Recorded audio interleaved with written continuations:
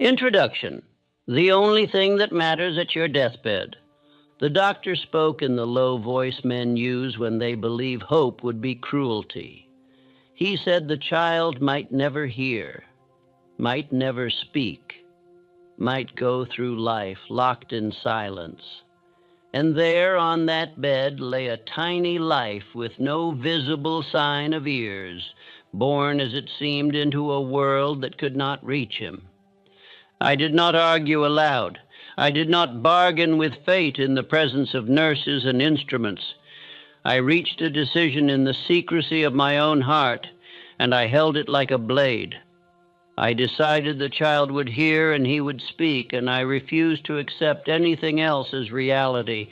No man understands the value of time until he is forced to measure life in a new way. In that room, I saw how quickly the years can be stolen, how a single verdict can turn a home into a prison of fear.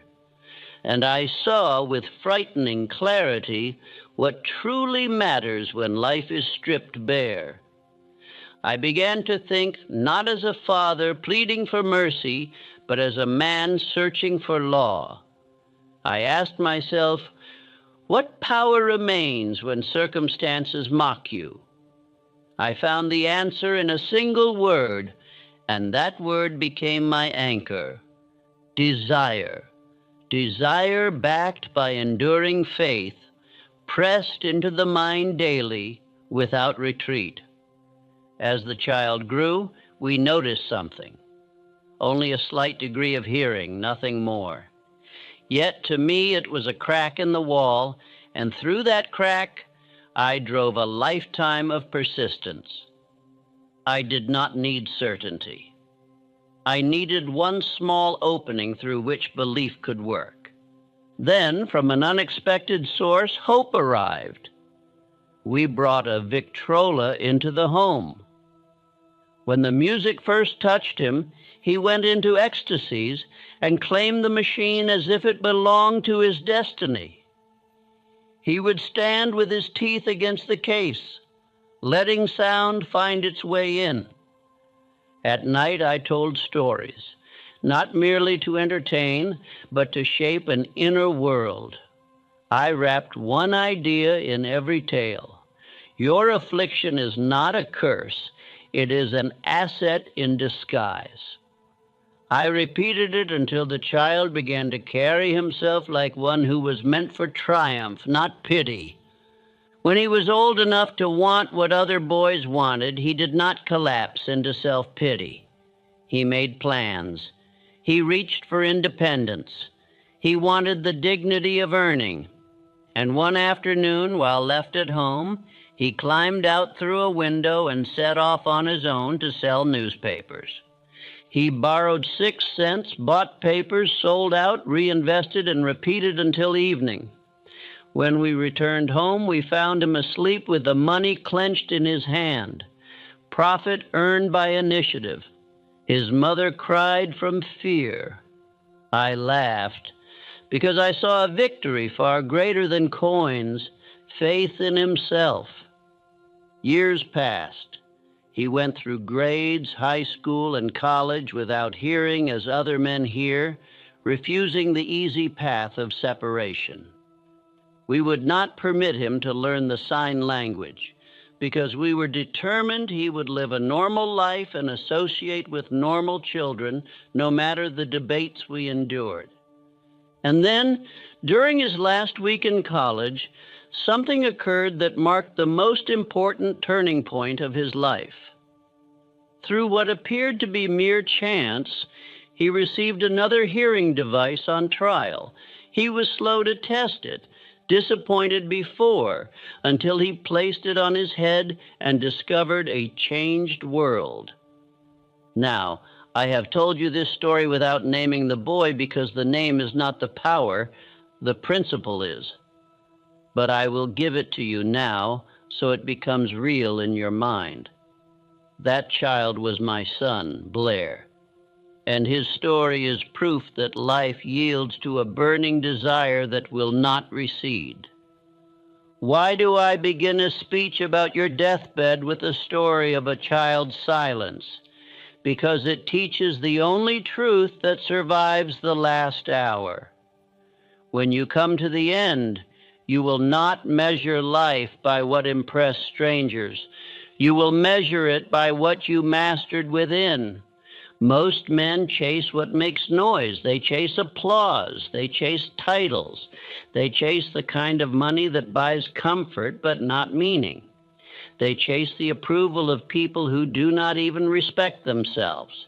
And then they arrive at the end with full hands and an empty heart. If you are honest, you already feel the warning. You feel it when you sit alone after a long day and wonder why the victories do not satisfy. You feel it when you look at your family and sense the distance that grows when a man is always busy but never present. The final hour does not ask how much you gathered. It asks what you became. It asks whether you lived by a definite purpose or drifted from week to week. It asks whether you turned adversity into advantage or used adversity as your excuse, and no man escapes that accounting. Here is the cruel risk. You can work hard, sacrifice much, and still arrive at that bed with the sickening knowledge that you chased the wrong things. Time does not refund itself. A year wasted at 40 becomes a decade stolen at 50. Ignore this and you repeat the year. I am not here to scold you. I am here to wake you. Because the greatest tragedy is not failure. It is success in the wrong direction. It is building a life that looks respectable to the crowd while the soul inside you knows it has been starving for something truer. In this speech, I will show you 6 pursuits that seem important while you are healthy, busy, and distracted, but become bitter ashes when the room grows quiet. I will not name them all yet, because if I give you the list too soon, you will defend yourself instead of examining yourself. But I will tell you what stands above the 6, what outlives them, what remains when the breath is shallow and the mask falls away. It is not your possessions, it is not your reputation, it is not your cleverness. It is the one thing every man can secure and few do.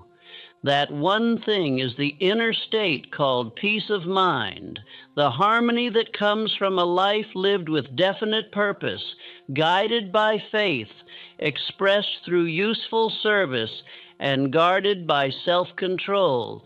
It is the feeling in the final hour that you did not betray your own standard. Listen closely now. Do not treat this as mere inspiration. Return to it as a man returns to his compass. Obey one command today. Repetition seals it. And if you will take these 6 pursuits out of your hands, you will discover what cannot be taken from you. The quiet power of a man who is ready whenever his hour comes.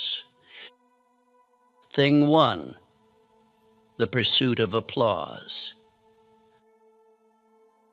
The craving for approval is the first counterfeit of true purpose. The average man spends his life chasing noise, mistaking it for worth. He runs from silence because silence makes him meet himself. Yet it is in that stillness that the soul measures truth. Noise fades, silence remains. Applause echoes for moments. Integrity endures for decades. I once knew a salesman who built his success on charm. He could win anyone's attention. His company praised him. His name appeared in reports. And yet, when I met him years later, his face carried exhaustion. He confessed that though the world admired him, his children barely knew him. His wife, he said, no longer listened. for he was never home to speak. He had mistaken recognition for respect, and the exchange had bankrupted his peace. Recognition is given to performers. Respect belongs to men of character. The crowd rewards entertainment. Life rewards endurance. Many men receive applause they never deserved, and many receive silence they have earned through greatness. I tell you now, seek the second, not the first. The reward of conscience outweighs the roar of the multitude. I call this the law of inner accounting. What you trade for approval is never returned with interest. Every time you adjust your values to please an audience, you withdraw from your spiritual bank. Eventually, the account is empty, and a man stands rich in attention, but poor in self-trust. He looks successful, but feels hollow.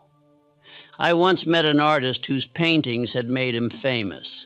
His work hung in galleries, his name was on tongues, but I found him despondent. He said, "I sold my best years to applause.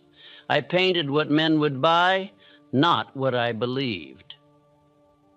In his later years, he painted only for himself. Those last canvases, unseen by critics, brought him peace. The applause had been counterfeit. Solitude was gold. Fame and admiration are the cheapest currencies in the market of life. They are issued freely to those who perform well, but hold no value beyond the moment.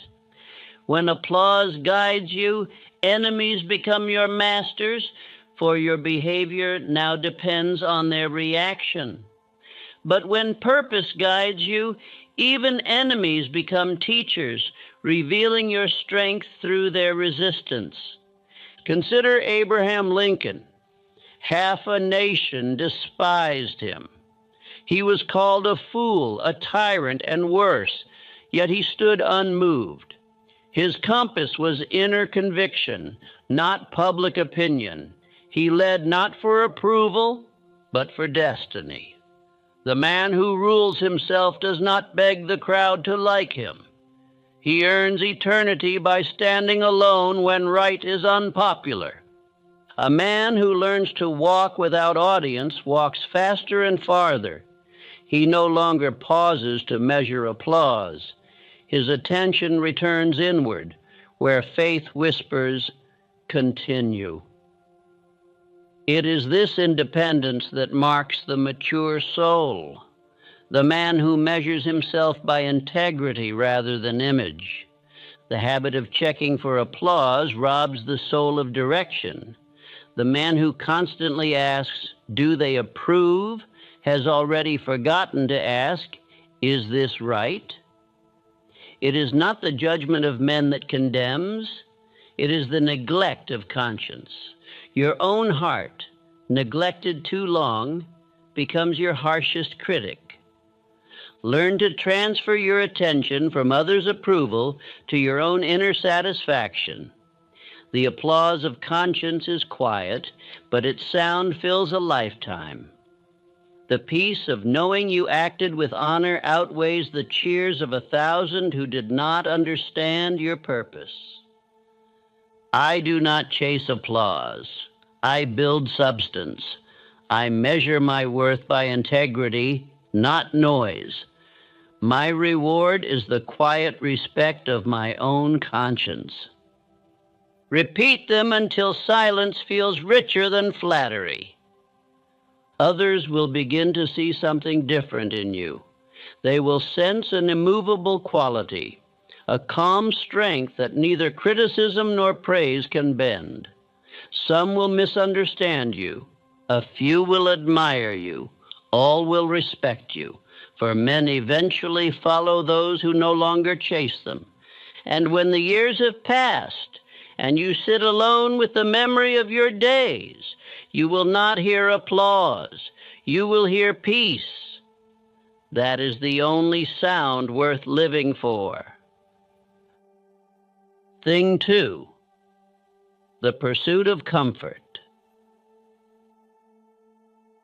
Comfort is the most dangerous drug offered to man. It arrives quietly, dressed in rest, but beneath its robe lies decay. The mind expands only through effort. Ease is the slow poison of ambition. Every great man built his triumphs out of discomfort. Carnegie's hunger, Ford's failures, Edison's sleepless experiments. Pain refined their purpose as gold is refined by flame. I knew a man who gained wealth early. By 40, he had more than he needed. He bought leisure, and leisure bought his decline. Within a decade, his eyes dulled, his mind slowed, his vigor vanished. He mistook comfort for success. The world envied him, but he had lost the sharp edge of struggle that keeps the soul alive. Ease had turned victory into vacancy. I call this the law of motion. Growth requires friction.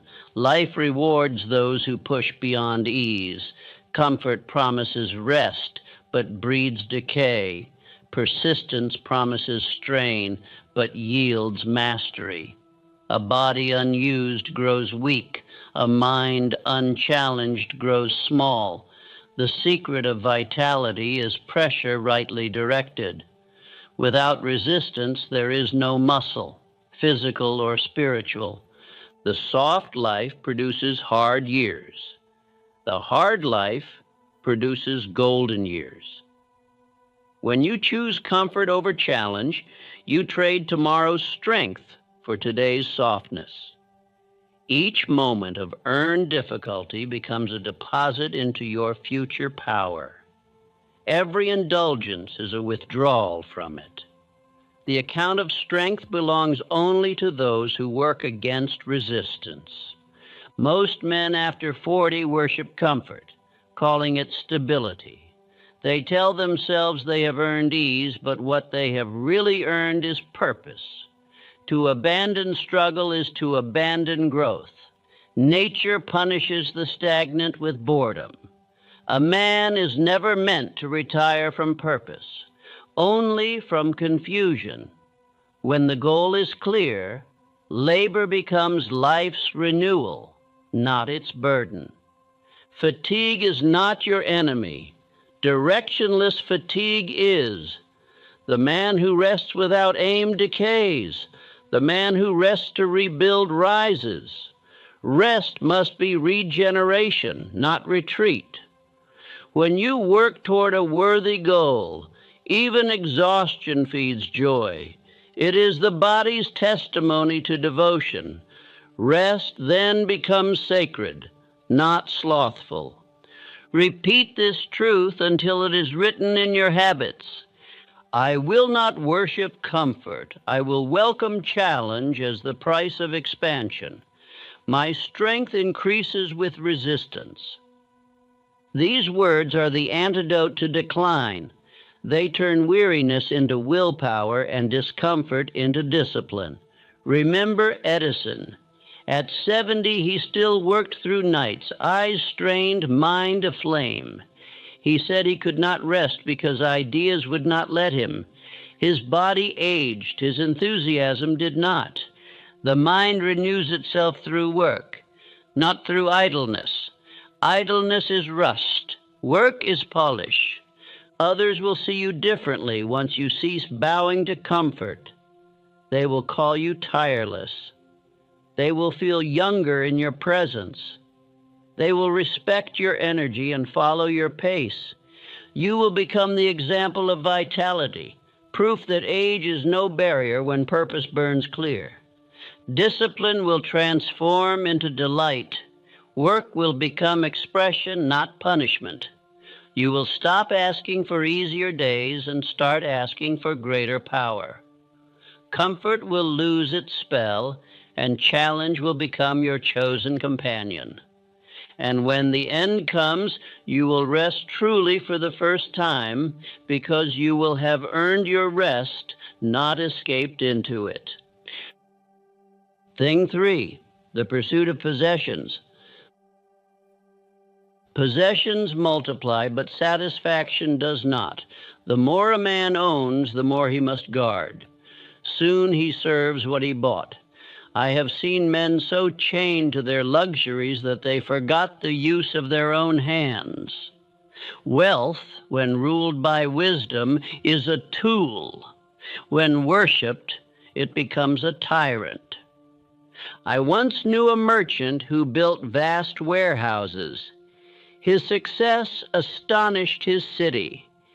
Yet as his possessions grew, his sleep vanished. He paced through the night fearing loss. When markets trembled, his health trembled too.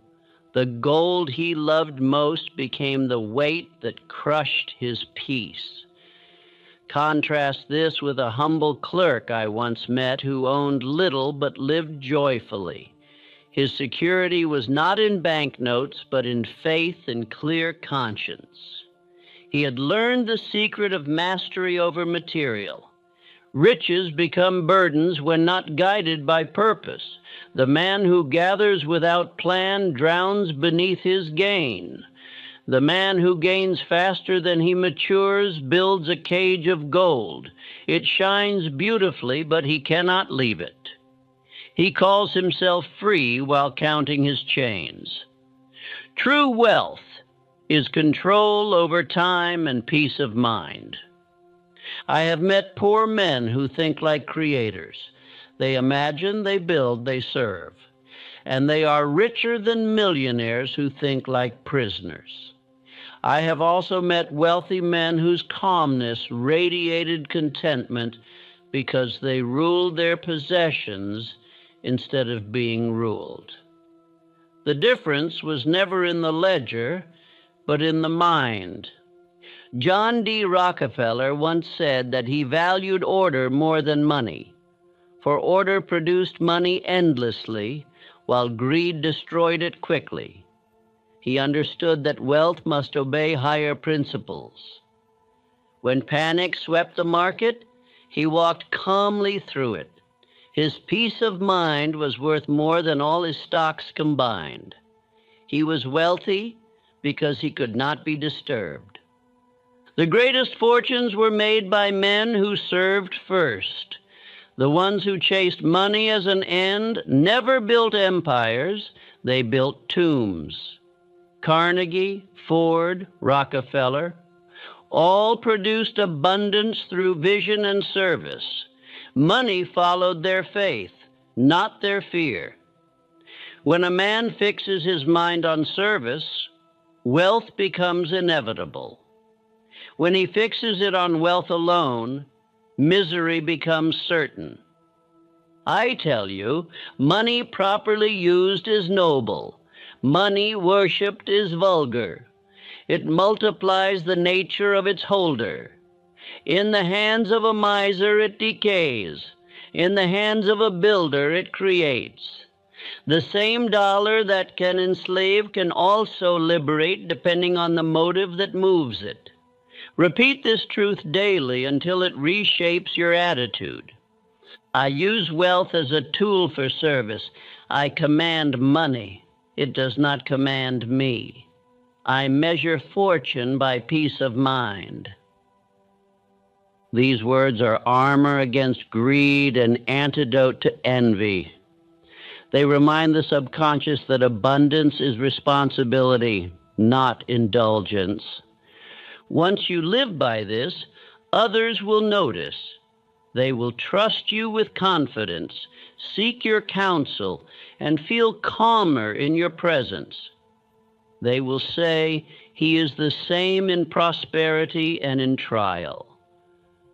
For the man who rules himself never changes with his fortune. The fear of loss will fade. The joy of creation will replace it. You will see that wealth is only energy in motion. Let it move through honest service, and it will never leave you. Hoard it in fear, and it will rot. This is not philosophy. It is law.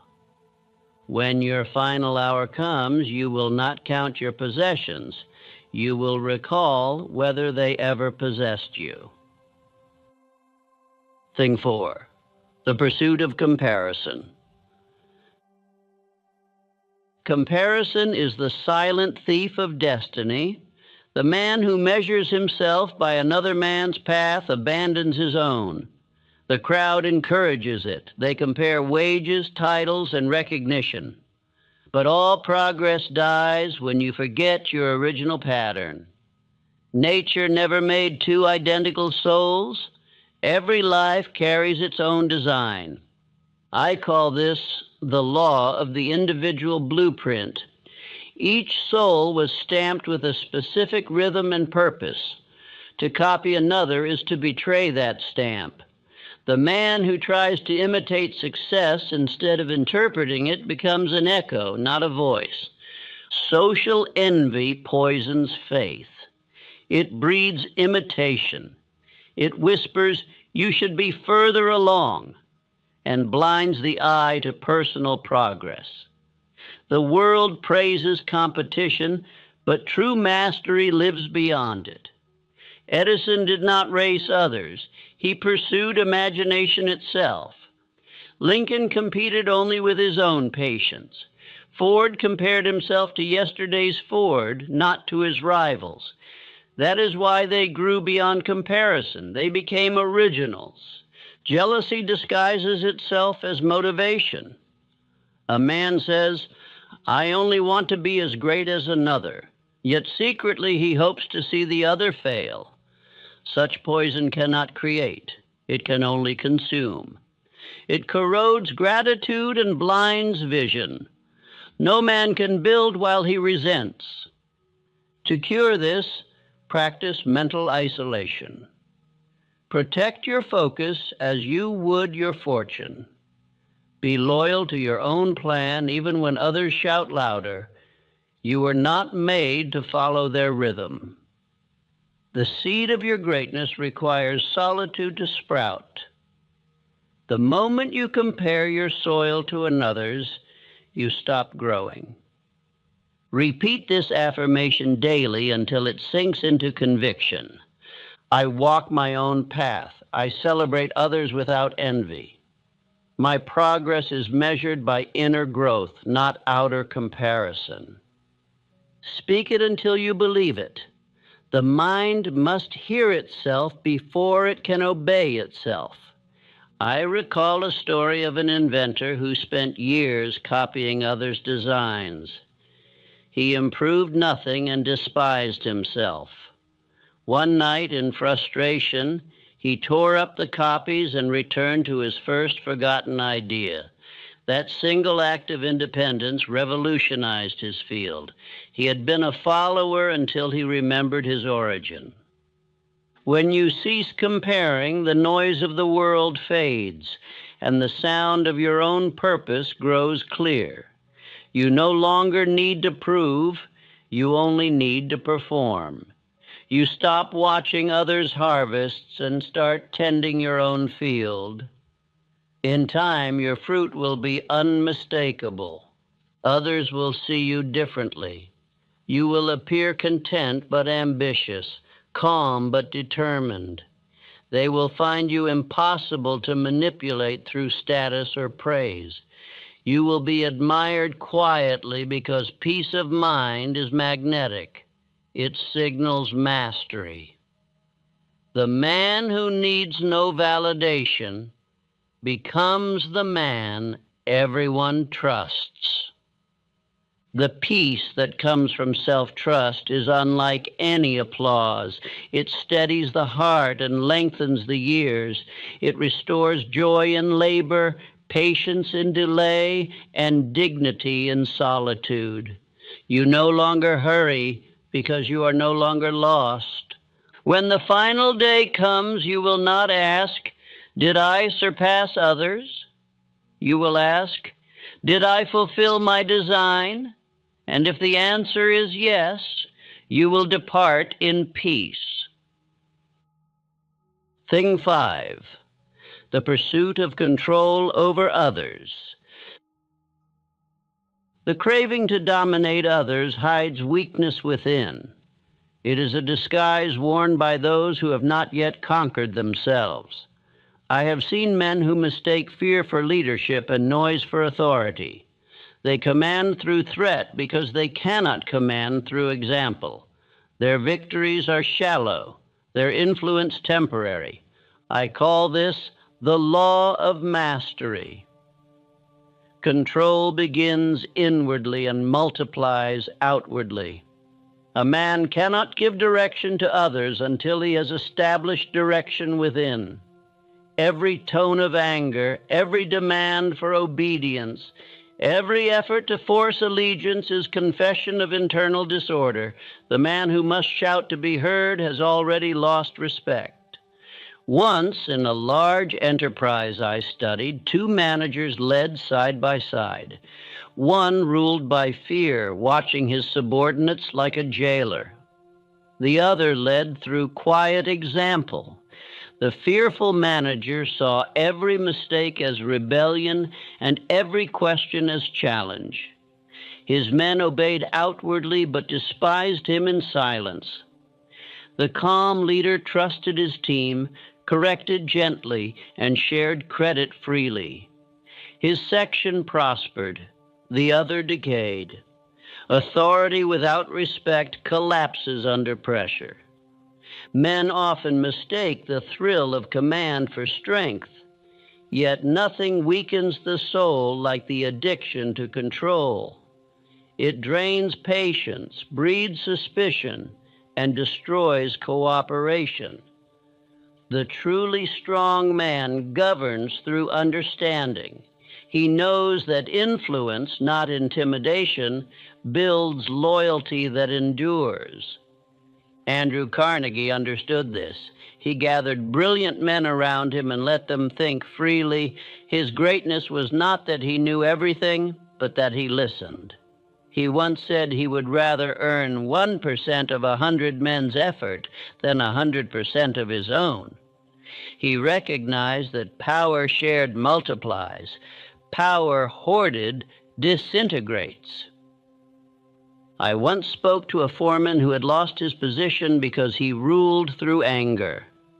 "They never respected me," he said. I answered, "They could not respect you because you never respected yourself enough to remain calm." Temper is the enemy of authority. It shouts your weakness louder than any insult could. Self-control is silent command. Patience is invisible power. The man who listens commands more than the man who shouts. Words released in temper scatter. Words released in calm precision strike like arrows. A calm presence bends others more surely than force. Anger may win submission, but only composure wins cooperation. The former lasts an hour, the latter a lifetime. Repeat this until it becomes instinct. I rule no man, I rule myself. My calmness governs, my example instructs, my service inspires. When you master your temper, you radiate confidence. Others sense it and adjust their tone accordingly.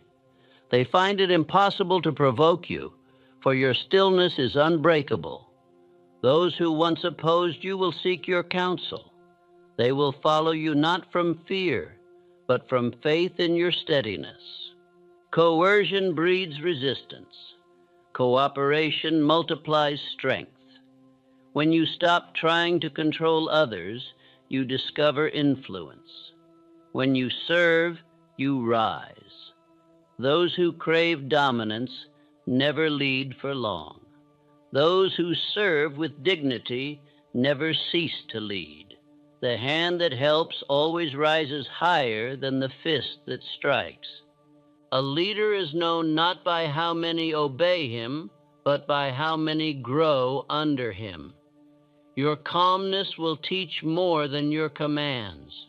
Your consistency will outlast your orders.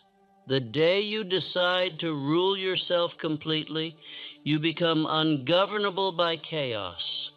Others will see you differently. They will feel peace in your presence.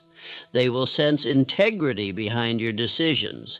Even your silence will carry weight. And the secret reason is this: when you cease to need control, you possess it fully.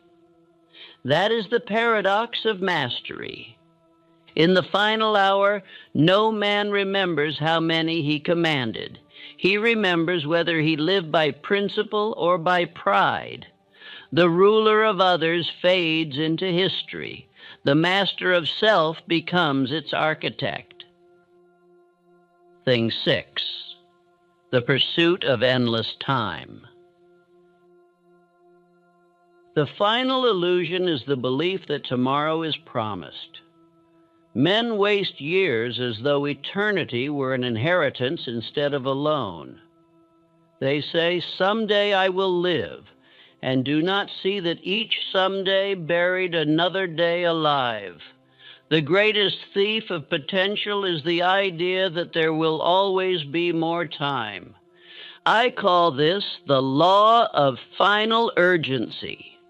Life belongs only to the man who treats each hour as sacred capital.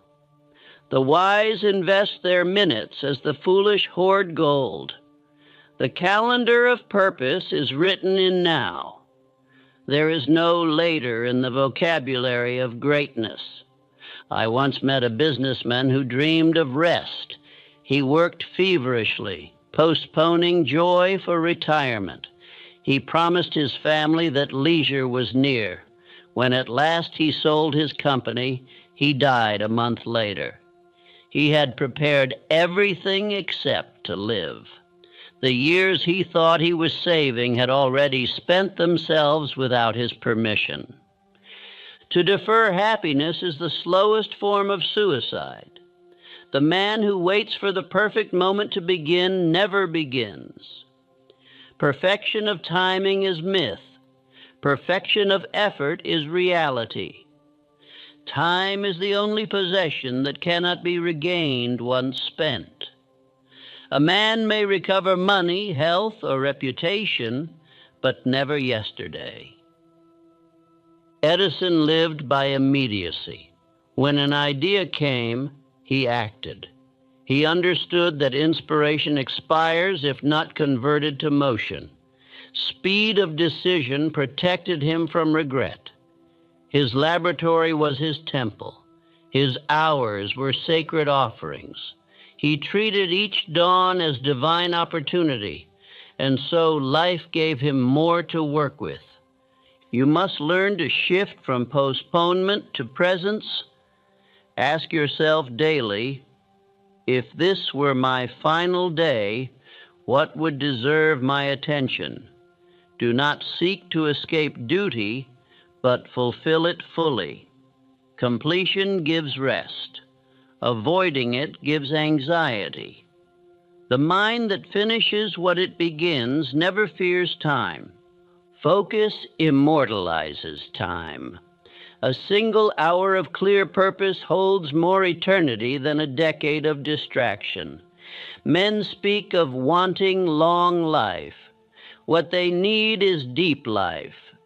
Depth is created by intensity of purpose, not by length of years.